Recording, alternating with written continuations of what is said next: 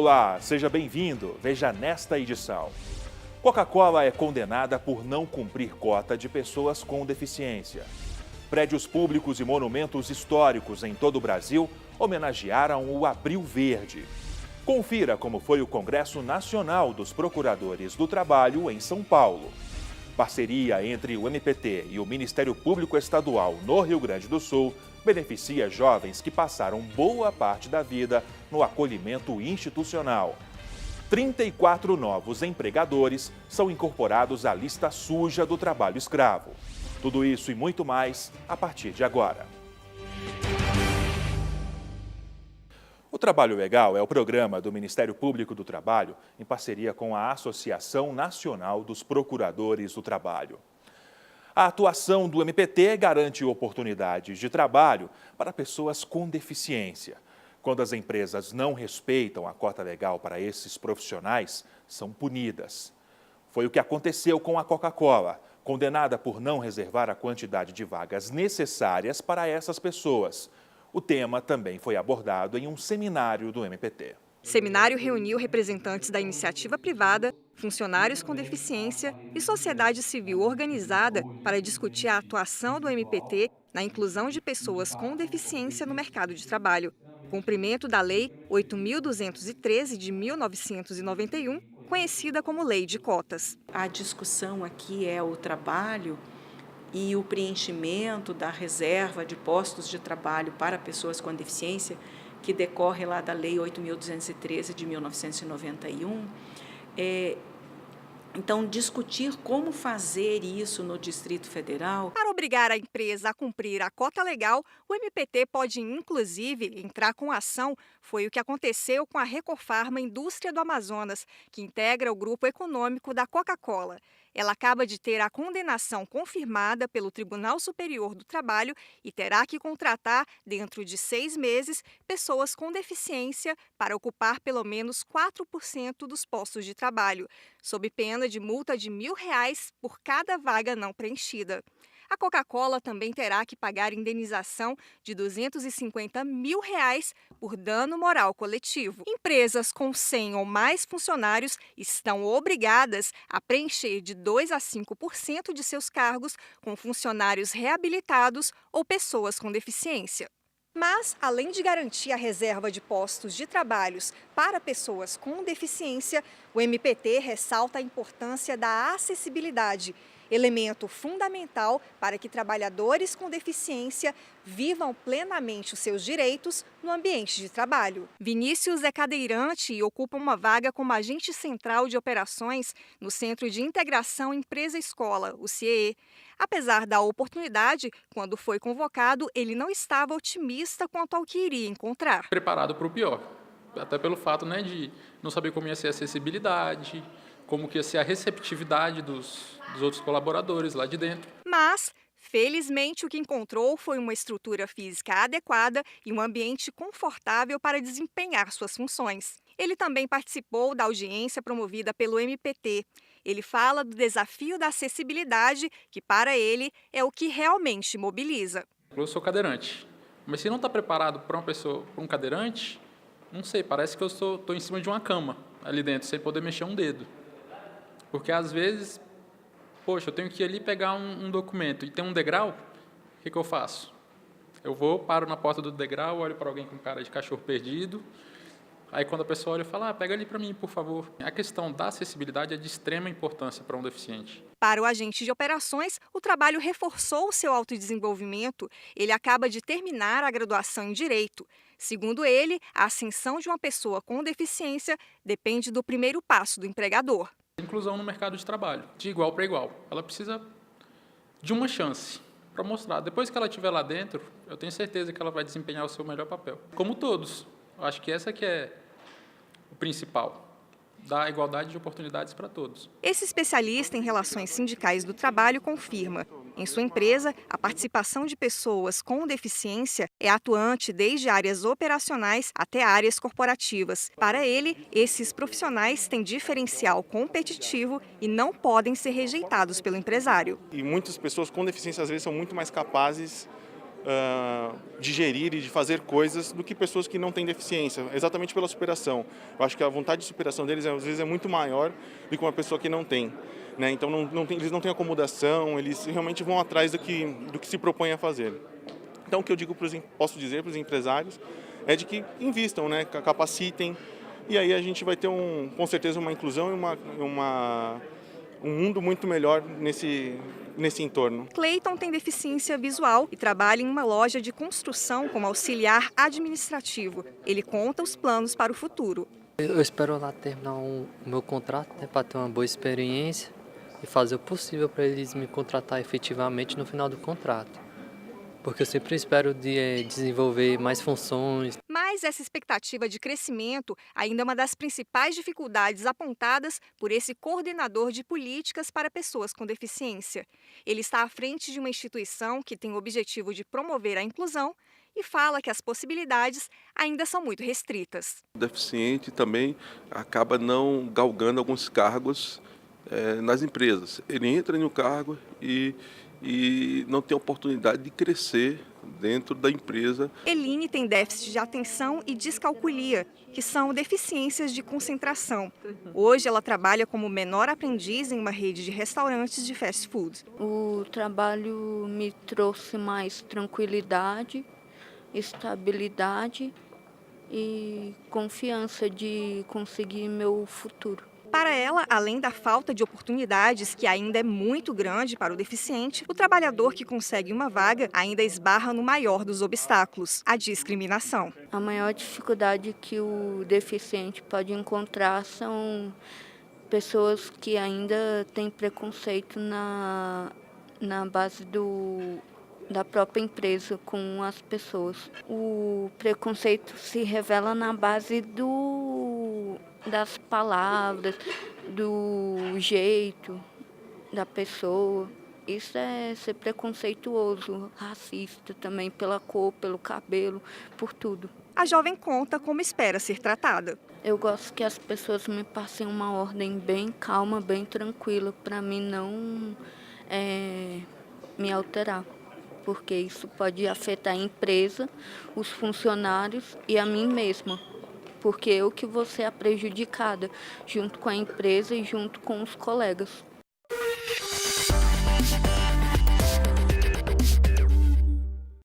Bem-vindo ao Gira MPT. Essa semana vamos mostrar alguns prédios públicos e monumentos históricos em todo o Brasil que receberam novas iluminações em homenagem ao Abril Verde. O movimento busca conscientizar as pessoas da importância da proteção à saúde dos trabalhadores e da prevenção de acidentes. No Rio de Janeiro, o Cristo Redentor abriu os braços em homenagem às vítimas de acidentes e doenças do trabalho. Em São Paulo, o Viaduto do Chá aderiu à campanha. Em Brasília, a Catedral e o Congresso Nacional. Também foram iluminados de verde em Salvador o elevador Lacerda. Em Juazeiro do Norte, o monumento Padre Cícero. Em Porto Alegre, foi a Arena do Internacional. Em Vitória, o letreiro da cidade acendeu o alerta. Em alguns locais, colocaram um laço gigante na entrada. Esse ficou na fachada da Procuradoria Regional do Trabalho, no Rio Grande do Norte. Esses foram nossos destaques do Gira MPT, que volta em junho.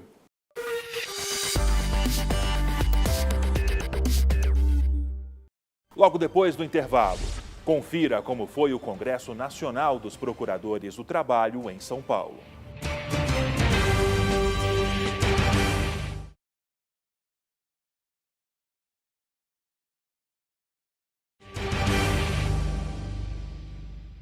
Em abril foi realizado o Congresso Nacional dos Procuradores do Trabalho, que aconteceu em São Paulo. Cerca de 300 procuradores de todo o Brasil participaram do encontro. O Congresso teve como tema principal o papel do MPT na construção jurisprudencial pós-reforma trabalhista, tópico escolhido a dedo após um 2017 de grande atuação contra a aprovação das novas leis. Esse congresso para nós é de suma importância porque ele é o primeiro congresso após a aprovação da reforma trabalhista. Então, o tema central do congresso vai ser o papel do Ministério do Trabalho na construção jurisprudencial pós-reforma trabalhista. Com isso, nós queremos discutir profundamente, fazer profundas reflexões sobre como o Ministério Público do Trabalho pode atuar como instituição protagonista para formar uma jurisprudência nos tribunais trabalhistas, no Tribunal Superior do Trabalho, nas varas do trabalho e nos 24 TRTs, para que seja uma jurisprudência mais protetiva. Além de membros do MPT, convidados ilustres participaram do evento durante 3 dias na cidade de São Paulo. A professora de Direito da Universidade de Brasília fez uma análise crítica da reforma aprovada. E eu não tenho dúvida de que a reforma trabalhista é, no caso brasileiro, o maior exemplo de refluxo no sistema trabalhista de proteção ao trabalho humano. Então, nesse sentido, após avaliar as perspectivas de direito individual, coletivo do trabalho e processual do trabalho, a ideia foi apresentar algumas propostas de atuação para os intérpretes do direito do trabalho. Uma das propostas é exatamente a da interpretação conforme a Constituição e o Sistema Internacional de Direitos Humanos Trabalhistas. É a 23ª e maior edição do Congresso. Esse auditório recebeu mais de 300 procuradores do trabalho vindos de todas as regiões do Brasil. São 3 dias de intenso debate para a construção jurisprudencial pós-reforma trabalhista. No ano passado, a discussão era a reforma. Estávamos no meio das discussões na Câmara dos Deputados, o que seria votado, o que não seria votado. A reforma passou, foi aprovado. A discussão agora tem que ser como o Ministério Público do Trabalho pode atuar para manter esse protagonismo na defesa dos direitos sociais. E eu acho que essa é a linha escolhida pela NPT e muito propícia para o momento que nós vivemos. Um dos convidados foi o filósofo Mário Sérgio Cortella. A palestra sobre a construção de um caminho com ética e moral contribuiu para traçar uma estratégia para o futuro do trabalhador brasileiro, sem se descuidar do atual momento. O futuro é o passado em preparação, por isso é uma questão. Qual é o futuro que nós vamos ter daqui a 20, 30 anos? Esta geração de homens e mulheres que hoje está no Ministério Público do Trabalho vai deixar qual futuro? Isto é, qual passado está construindo, qual é o legado em relação à proteção à cidadania, ao cuidado quanto à harmonia da convivência, ao respeito aos direitos de cada homem e cada mulher nessa nação, tenha aqui nascido ou não. Isto é, qual é a herança que cada um deixará e que vai marcar a sua trajetória como um servidor público, alguém que de fato coloca a sua tarefa como sendo uma forma de serviço que acolha aquilo que é a representação cidadã. Por isso, essa é a mensagem de alguém que é cidadão e cidadã e que não é funcionário público, mas que sem dúvida deseja que quem o é faça isso cada vez melhor e com mais qualidade. Após a aprovação da reforma trabalhista, o MPT criou grupos de trabalho com o objetivo de discutir a posição estratégica e ações práticas diante do atual cenário político e jurídico. Esse foi o tema de uma das mesas do Congresso. Nós discutimos, no âmbito desses grupos de trabalho, de maneira detalhada, aprofundada, estratégias a serem adotadas na atuação do Ministério Público do Trabalho. O objetivo desta mesa foi justamente passar, ainda que sinteticamente, as conclusões desses grupos de trabalho e buscar discutir com os colegas estratégias voltadas para a otimização da atuação do Ministério Público do Trabalho nesta nova realidade pós-reforma trabalhista. A última palestra foi ministrada pelo presidente do Tribunal Superior do Trabalho, João Batista Brito Pereira. O magistrado já foi procurador do trabalho e pôde contribuir com a vasta experiência para os desafios do MPT. Eu deixei o Ministério Público do Trabalho no ano 2000, quando fui para o cargo de ministro do TST. E jamais deixei de frequentar esses ambientes, essas tertúlias, seminários, sempre que pude estive presente. E agora, como presidente do Tribunal Superior do Trabalho, eu pretendo melhorar ainda mais esse convívio, porque o Ministério Público do Trabalho tem uma convivência com a Justiça do Trabalho excelente. Por fim, a sensação é de que o Congresso acontece em boa hora, para definir os rumos do Ministério Público do Trabalho diante de um cenário difícil para o direito e a inspeção do trabalho. Há vários dispositivos da reforma trabalhista que hoje trazem perversos prejuízos para os trabalhadores. E são prejuízos que muitas vezes são injustos na legislação. E com essa construção aqui que se pretende fazer, a ideia é que o Ministério Público do Trabalho seja o principal órgão articulador com a formação de uma jurisprudência que seja uma jurisprudência mais consonante com os valores e princípios constitucionais e com a proteção social dos trabalhadores. Nós vivemos um momento aí de imenso desemprego, de muita sonegação e descumprimento de direitos trabalhistas. O Ministério Público Estadual do Rio Grande do Sul assinou um termo de parceria com o MPT. No acordo, promotores podem apresentar projetos sociais que serão realizados com recursos obtidos a partir da atuação do Ministério Público do Trabalho. O ano de Brígida começou diferente do que ela imaginava. Depois de completar o ensino médio, a jovem nem pensava em fazer faculdade tão cedo. Um telefonema do Ministério Público do Rio Grande do Sul, porém, mudou seus planos. Aí no outro dia ela me ligou assim, parabéns, tu conseguiu! E eu fiquei assim, meu Deus, como assim? Eu não acredito. Gente, eu fiquei desesperada de alegria, porque, né, é uma coisa, não é assim para conseguir, né? Aí eu fiquei muito realizada, assim. E eu falei, tu tem certeza? Tu tá falando sério? E ela, sim, parabéns, tu conseguiu e tal. E daí, né, agora eu tô aí, vamos continuar estudando, né? Brígida é uma das jovens contempladas por uma bolsa de estudos na Universidade Luterana do Brasil, a UBRA. Foi assim que a Brígida, que passou 10 anos da infância e da adolescência em uma casa-lar, começou a estudar psicologia. Meus planos agora é continuar estudando e, como eu digo para minha mãe, eu quero ser a melhor da turma. E é isso, né? Continuar firme, né, nos estudos e sempre seguindo adiante. Tudo isso só foi possível a partir de termo de parceria assinado entre o Ministério Público Estadual e o MPT. O acordo prevê que os promotores estaduais apresentem projetos sociais que possam ser realizados com as verbas obtidas através da atuação do Ministério Público do Trabalho. Os valores são decorrentes de descumprimento de termos de ajustamento de conduta ou de condenações por dano moral coletivo nas ações ajuizadas pelo MPT por irregularidades trabalhistas. Dessa forma, as multas ou indenizações pagas pelas empresas podem ser revertidas em benefício da sociedade. É um exemplo disso a destinação que determinou bolsas de graduação para jovens oriundos do acolhimento institucional.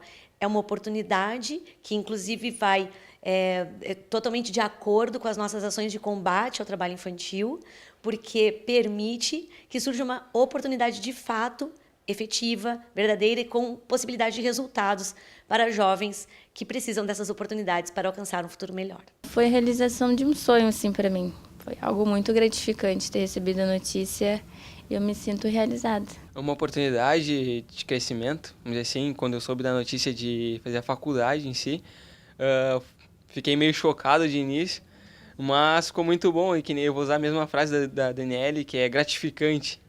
Então, podemos dizer assim que é muito gratificante estar numa universidade. Primeiramente, foi a realização de um grande sonho. Quem me conhece sabe que eu queria muito isso. E para mostrar que a nossa capacidade não está relacionada ao nosso contexto de vida. Tudo que a gente já passou foi bem difícil. Só quem já passou sabe. E bora para frente agora, estudar bastante. Para obter as bolsas, é preciso que o jovem tenha permanecido ao menos 1 ano em casas-lares ou abrigos e tenha alcançado 450 pontos no Enem, o Exame Nacional do Ensino Médio. Uma das articuladoras do projeto, a promotora da Infância e da Adolescência de Porto Alegre, Sinara Viana Dutra, acredita que a perspectiva de ingresso em uma universidade pode motivar os jovens a concluírem ou retomarem os estudos no colégio. Infelizmente, o nosso adolescente aos 18 anos precisam sair do abrigo. E se eles não estiverem bem colocados no mercado de trabalho, como vai ser? Ou bem eles são absorvidos pelo trabalho formal ou vão ser absorvidos pelo crime, infelizmente, né? Então, a escolaridade, existe uma grande defasagem de escolaridade.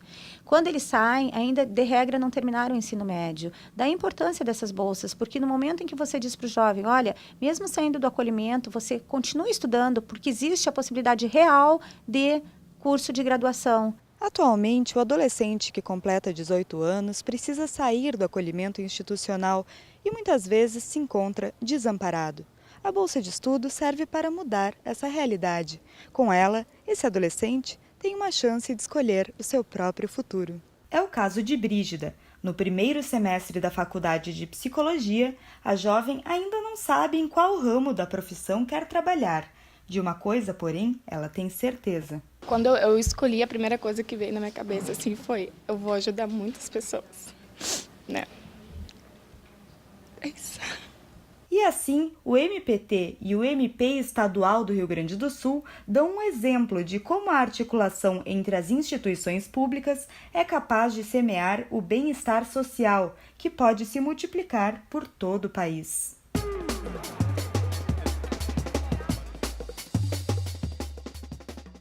Se o empregador não emitir a comunicação de acidente de trabalho, que outras autoridades podem? E essa obrigação, ela inicialmente é dada ao empregador, entendeu? Então, caso esse empregador ele não emita a CAT, ele está sujeito às multas que são impostas pela legislação própria.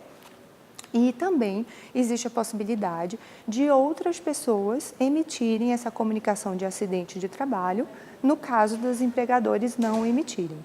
E essas pessoas que estão habilitadas a emitir a CAT, quando as empresas não emitem, entre essas pessoas estão a autoridade médica que atendeu o paciente, a própria vítima, ou os seus dependentes, ou a entidade sindical e até qualquer outra autoridade competente pode emitir a CAT. Você vai ver daqui a pouco. 34 novos empregadores são incorporados à lista suja por submeter trabalhadores a condições análogas à escravidão.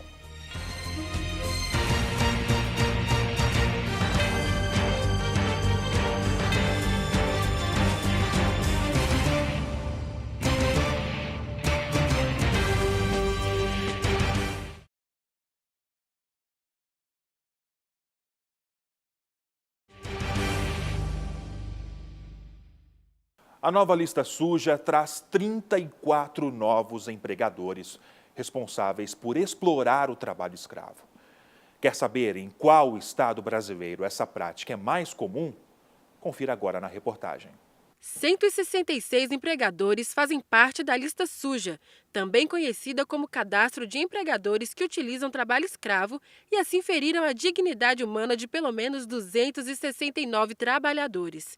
Para a Coordenadora Nacional de Erradicação do Trabalho Escravo, a CONAET, a lista serve, sobretudo, para dar transparência à sociedade. A importância da lista suja também, ela se reflete hoje na tendência que tem da conscientização da população naquilo que ela consome.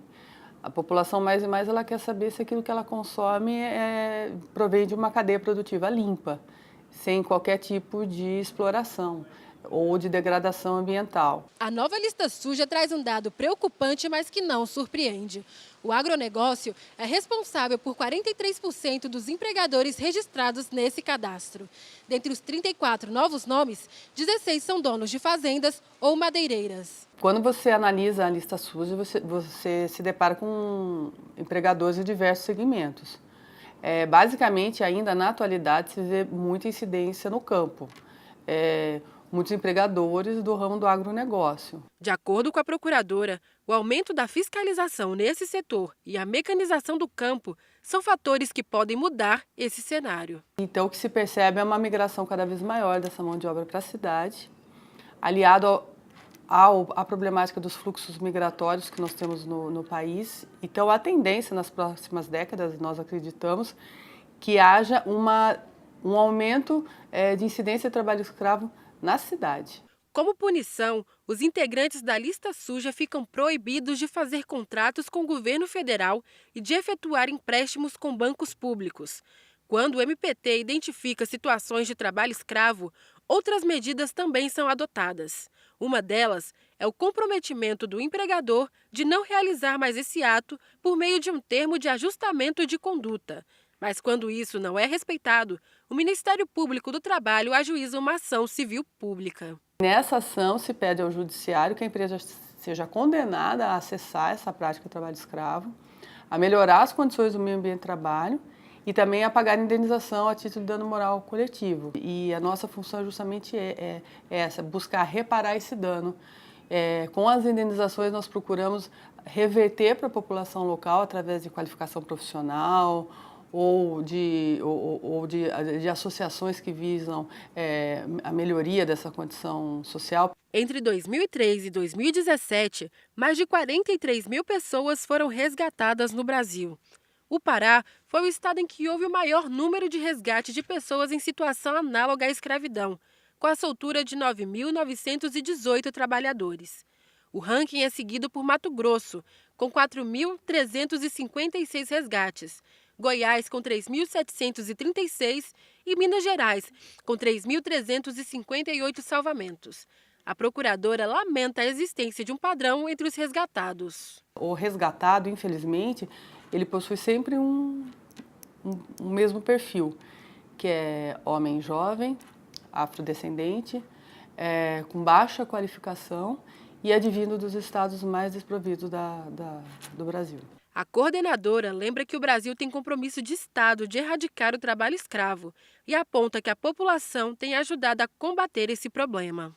Hoje a sociedade é muito alerta e é graças ao olhar da sociedade que nós acreditamos que o movimento ele vai se fortalecer. O amadurecimento da população indica que, apesar disso tudo, nós vamos avançar.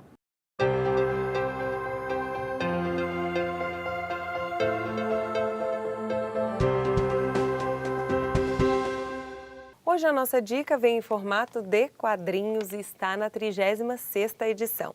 O MPT em Quadrinhos nasceu no Ministério Público do Trabalho no Espírito Santo em 2011 e de lá para cá já foram quase 3 milhões de revistas publicadas.